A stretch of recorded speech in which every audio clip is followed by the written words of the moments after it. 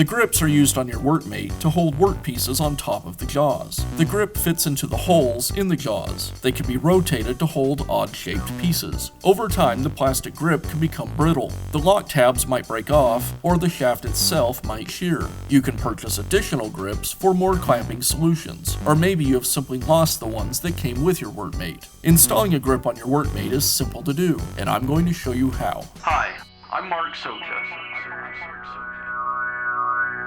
Do-it-yourself repairs like these are easier than you might think.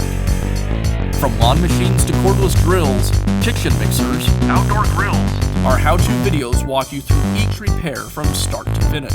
So doing it yourself means never having to do it alone. Let's get started.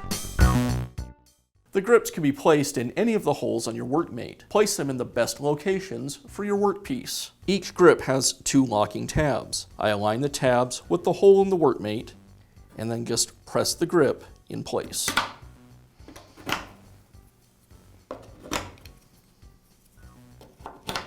And that's all it takes to install a grip on your Workmate. Be sure to check back often for new videos and expert advice. If you found this video helpful, give us a thumbs up And leave a comment.